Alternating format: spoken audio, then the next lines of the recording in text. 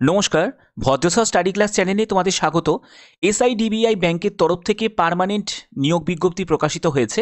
এখানে একটি পোস্ট নয়, একাধিক পোস্টে তোমাদের নিয়োগ করা হচ্ছে। এখানে এসআইডিবিআই ব্যাংক রিক্রুটমেন্ট 2024 প্রতিটি রাজ্যের প্রার্থীরা আবেদন করতে পারবে। তোমাদের সেই রাজ্যের বিভিন্ন জেলাতেই কিন্তু পোস্টিং হয়ে যাবে। এখানে বেতনের ব্যাপারটা হচ্ছে 30,000 টাকা থেকে 44,500 টাকা, এটা কিন্তু তোমাদের স্টার্টিং বেতন থাকবে। এখানে ইন্টারভিউয়ের যে তারিখটি সেটি হচ্ছে ফেব্রুয়ারি মাসে তোমাদের ইন্টারভিউ কন্ডাক্ট হবে। আজ থেকে সম্পূর্ণ আবেদন শুরু। আবেদন করার জন্য কী কী প্রসিডিওর অবলম্বন করতে হবে প্রত্যেকটি তথ্য তোমাদের স্টেপ বাই স্টেপ বুঝিয়ে দেবো। তার জন্য মূল পিডিএফে নিয়ে চলে যাচ্ছি, সেখান থেকে সম্পূর্ণ ডিটেলস ইনফরমেশন তোমাদের জন্য থাকবে। তো আমি পিডিএফটা ওপেন করে নিয়েছি, তোমরা এখানে দেখতে পাচ্ছ বিভিন্ন রাজ্য দেওয়া আছে এবং রাজ্যের বিভিন্ন জায়গায় তোমাদের পোস্টিং হবে। এখানে দেখো তোমাদের ওয়েস্ট বেঙ্গল থেকে যারা আছো তারা কলকাতা, গ্রেটার কলকাতা, আসানসোল, তারপরে যারা ত্রিপুরা থেকে দেখতে পাচ্ছ তাদের আগরতলাতে। এছাড়া দেখো তোমাদের যারা তোমরা আসাম থেকে বিলং করছো তো তাদের হচ্ছে গুয়াহাটি, ডিব্রুগড় এই সব জায়গায় কিন্তু তোমাদের পোস্টিং হয়ে যাবে। এছাড়া তোমাদের এক্সাম সেন্টারও কিন্তু পড়বে। এখানে তোমাদের সিলেকশনের ক্ষেত্রে তোমাদের এক্সাম হবে, একটি রিটিন এক্সাম হবে এবং তারপরে কিন্তু তোমাদের ইন্টারভিউ কন্ডাক্ট হবে। রিটিন এক্সামের ডেটটা কবে, ইন্টারভিউ তোমাদের ফেব্রুয়ারি মাসে তোমাদের কন্ডাক্ট হবে। রিটিন এক্সামের ডেটটা কবে সেটাও তোমাদের বলবো। প্রত্যেকটা স্টেপ বাই স্টেপ দেখো, সম্পূর্ণ তথ্য থাকছে ভিডিওতে। তো দেখো এখানে আবেদন করার আগে অবশ্যই কিছু তোমাদের টার্ম অ্যান্ড কন্ডিশন ফলো করতে হবে। বলছে before filling up the application form online, অর্থাৎ বুঝতে পারছো তোমাদের আবেদন সম্পূর্ণ অনলাইনে করতে হবে।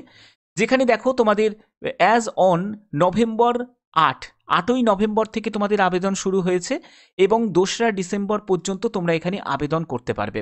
ঠিক আছে, এবং তোমরা জানো ব্যাংকের ক্ষেত্রে যে ফাইনাল জয়নিং ডেট কিন্তু খুব তাড়াতাড়ি হয়, অর্থাৎ খুব তাড়াতাড়ি জয়নিং হয়ে যায়। এমন একটা চাকরি যে চাকরিতে খুব তাড়াতাড়ি জয়নিং হয়ে যায় সেটা কিন্তু ব্যাংকের ক্ষেত্রে। কারণ ব্যাংকে দেখতেই পাচ্ছ 2রা ডিসেম্বর তোমাদের সম্পূর্ণ আবেদন কমপ্লিট হবে এবং তার কিছুদিনের মধ্যেই কিন্তু তোমাদের রিটিন এক্সাম এবং তোমাদের ইন্টারভিউ কিন্তু কন্ডাক্ট হয়ে যাবে এবং তারপরেই কিন্তু তোমাদের ফাইনাল মেরিট কিন্তু প্রকাশিত হয়ে জয়নিং হয়ে যাবে। ঠিক আছে, আবেদনপত্রের প্রিন্ট আউট কিন্তু তোমাদের কোথাও পাঠাতে হবে না। এখানে আবেদন তোমাদের যেটা করতে হবে সম্পূর্ণ এসআইডিবিআই ব্যাংকের অফিসিয়াল ওয়েবসাইটে ভিজিট করে আবেদনটা করতে হবে। আবেদন করার আগে তোমাদের কিছু এখানে যে ছবি, তারপরে হচ্ছে তোমাদের সিগনেচার, এগুলো কিন্তু তোমাদের প্রয়োজন এবং সেগুলোর কিন্তু এখানে তোমাদের মাপঝোপগুলো দেওয়া আছে। দেখো 20 কেবি থেকে 50 কেবির মধ্যে হতে হবে, তার বেশি কিন্তু হলে হবে না।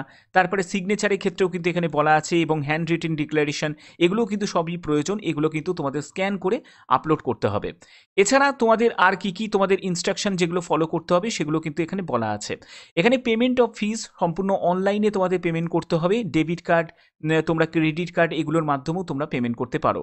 ঠিক আছে, তো আবেদন করতে গেলে তোমাদের অবশ্যই কিন্তু অফিসিয়াল ওয়েবসাইটে ভিজিট করতে হবে। দেখতেই পাচ্ছ SIDBI.in এর অফিসিয়াল ওয়েবসাইটে ভিজিট করে সেখানে কিন্তু তোমাদের অনলাইনে আবেদন করতে হবে।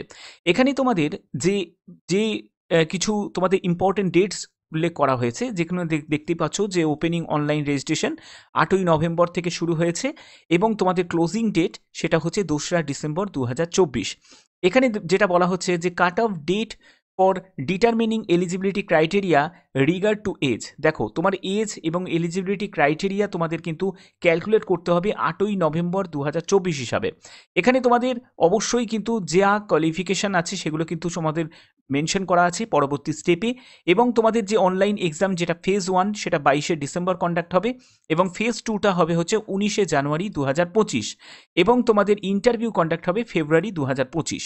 ঠিক আছে, তো এসআইডিবিআই একটি স্মল ফাইন্যান্স কিন্তু ব্যাংক এবং এখানে তোমরা দেখতে পাচ্ছ যে এখানে তোমাদের ভ্যাকেন্সি টেবিলে ভ্যাকেন্সি ভাগ করা আছে এবং যে পোস্টের জন্য তোমাদের বেতন 44,500 টাকা থেকে সেটা ইনক্রিজ হয়ে ভালো মোটা টাকা কিন্তু বেতন তোমাদের থাকবে। এবং এখানেই তোমাদের যে কি ক্রাইটেরিয়া তোমাকে ফুলফিল করতে হবে আবেদন করার জন্য। আরেকটি কথা তোমাদের বলে রাখি, যারা পিডাব্লিউবিডি ক্যাটাগরি থেকে যারা বিলং করছো তারাও কিন্তু এখানে আবেদন করতে পারে। ঠিক আছে, এখানে দেখো যে তোমাদের এজ লিমিট কি প্রয়োজন। এখানে এজ লিমিট হচ্ছে তোমরা যদি গ্রেড এ পোস্টের জন্য আবেদন করো সেখানে তোমাদের 21 থেকে 30 বছরের মধ্যে বয়স হতে হবে।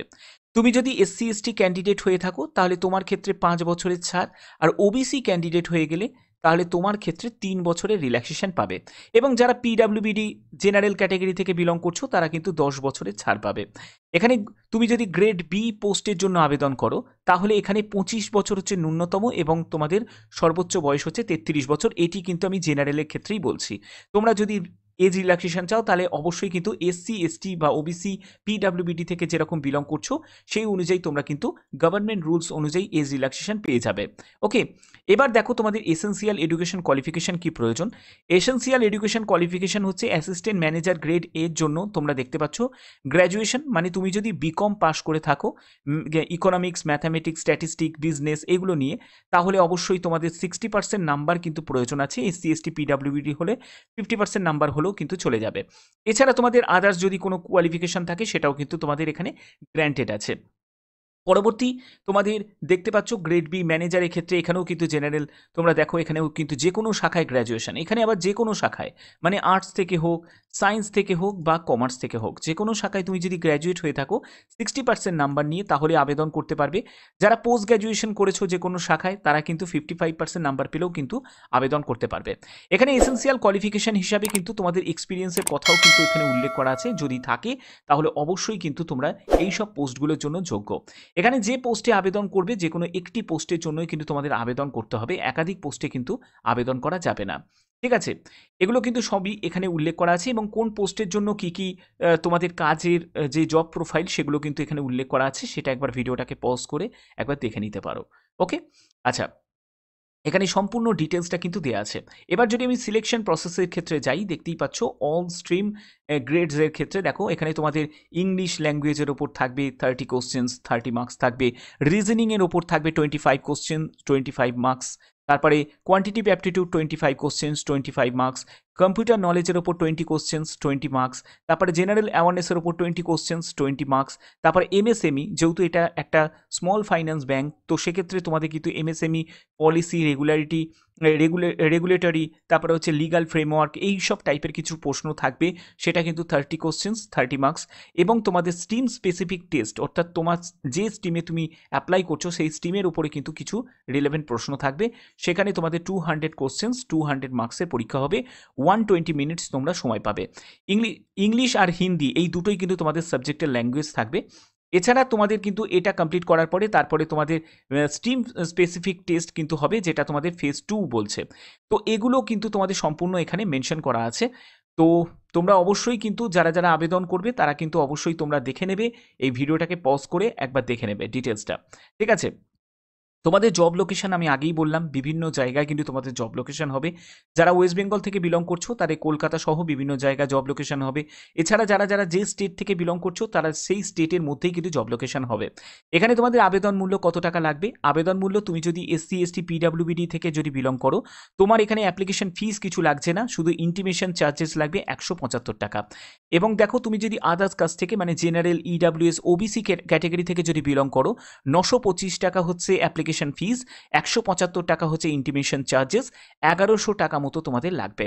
এবং তুমি যদি স্টাফ ক্যান্ডিডেট হয়ে থাকো তাহলে তোমার কোনো রকম ফিস কিন্তু লাগছে না। ঠিক আছে, তো এগুলো কিন্তু সম্পূর্ণ এখানে মেনশন করা আছে। হাউ টু অ্যাপ্লাই একবার দেখে নেবে। তোমাদের হ্যান্ড রিটেন ডিক্লারেশন হচ্ছে এটা, একটা সাদা কাগজের মধ্যে আই থেকে রিকোয়ার্ড পর্যন্ত সুন্দর করে লিখবে, লেখার পরে তোমার এখানে নামটা লিখে দিতে হবে, সেটাকে স্ক্যান করে সেটা কিন্তু তোমাদের আপলোড করতে হবে। আবেদন করার সময় কিন্তু প্রয়োজনীয় কিছু ডকুমেন্টস লাগবে না, তবে ডিভির সময় কিন্তু কিছু তোমাদের ডকুমেন্টস কিন্তু প্রয়োজন হবে। কি কি ডকুমেন্টস লাগবে আমি সেই জায়গাগুলো তোমাদের ক্লিয়ার করব।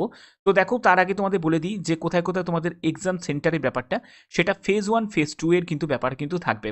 এখানে যারা যারা আবেদন করবে তাদের কিন্তু অবশ্যই এখানে দেখতেই পাচ্ছ তোমাদের কাস্টের কিন্তু যারা যা যা সার্টিফিকেট আছে সেটা কিন্তু তোমাদের অবশ্যই কিন্তু রেডি রাখতে হবে।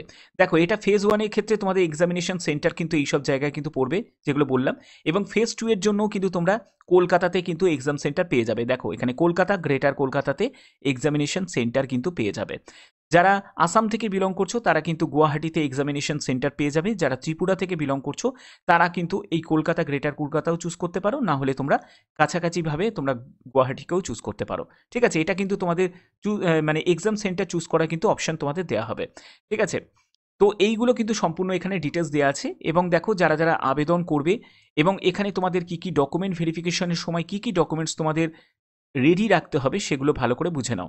এখানে তোমার মাধ্যমিক থেকে শুরু করে মাধ্যমিকের যা মার্কশিট, তোমার সার্টিফিকেট সেগুলো কিন্তু সম্পূর্ণ রেডি রাখতে হবে। তোমার ডেট অফ বার্থের সার্টিফিকেট সেটা কিন্তু প্রয়োজন, না হলে তোমাদের মাধ্যমিকের অ্যাডমিট কার্ড আর হচ্ছে তোমাদের সার্টিফিকেট সেটা হলেও কিন্তু হয়ে যাবে। এছাড়া তোমাদের যে কোনো একটি গভর্নমেন্ট আইডি প্রুফ মাস্ট হচ্ছে, তোমাদের প্যান কার্ড সেটা কিন্তু খুবই প্রয়োজন, আর হচ্ছে আধার কার্ড এটাও কিন্তু লাগে। এরপরে হচ্ছে তোমাদের কাস্ট সার্টিফিকেট, তুমি যে কাস্ট থেকে বিলং করছো তার কিন্তু সার্টিফিকেট তোমাদের প্রয়োজন হবে। এরপরে হচ্ছে তোমার কোয়ালিফিকেশান, মানে হাইয়েস্ট কোয়ালিফিকেশান, একদম হাইয়েস্ট কোয়ালিফিকেশানটাই কিন্তু তোমরা দেবে, তার কিন্তু মার্কশিট, আর হচ্ছে সার্টিফিকেট, এই দুটোই কিন্তু তোমাদের লাগবে। তো এগুলো তোমাদের লাগছে। আর আবেদন করার সময় তোমাদের কিন্তু ফটো লাগবে, এবং তোমাদের সিগনেচার, আর হচ্ছে হ্যান্ড রিটেন ডিক্লারেশন। ঠিক আছে, হ্যান্ড রিটেন ডিক্লারেশন সেটা কিন্তু তোমাদের প্রয়োজন হবে। তো এগুলো কিন্তু অ্যাপ্লাই করার সময় কিন্তু এগুলো লাগবে। ঠিক আছে, আশা করি এই জায়গাগুলো বুঝতে পেরেছো। এবং ডিবির সময় কিন্তু তোমাদের ফটোও কিন্তু সঙ্গে ক্যারি করতে হবে, যে ফটো তুমি আবেদন করার সময় দিয়েছো সেই ফটোটাই কিন্তু লাগবে। তো আশা করি এই স্টেপগুলো তোমাদের সম্পূর্ণ ভালো করে বোঝাতে পেরেছি। এরকমই গুরুত্বপূর্ণ আপডেট তোমরা এই চ্যানেলের মাধ্যমে পাবে, কারণ এই চ্যানেলটি সম্পূর্ণ নতুন একটি চ্যানেল। কারণ এই চ্যানেলে যে আপডেটগুলো তোমাদের প্রোভাইড করা হবে সেগুলো কিন্তু কোনো রিপিট ভিডিও তোমরা পাবে না। এখানে সম্পূর্ণ নতুন নতুন যেসব নোটিফিকেশানগুলো, সেই নতুন নতুন নোটিফিকেশানগুলোই কিন্তু তোমরা এখানে পাবে। তার জন্য অবশ্যই কিন্তু এই চ্যানেলটাকে সাবস্ক্রাইব করে বেল আইকনটাকে অল করে রাখবে। তো এখনের মতো এটুকুই, ধন্যবাদ।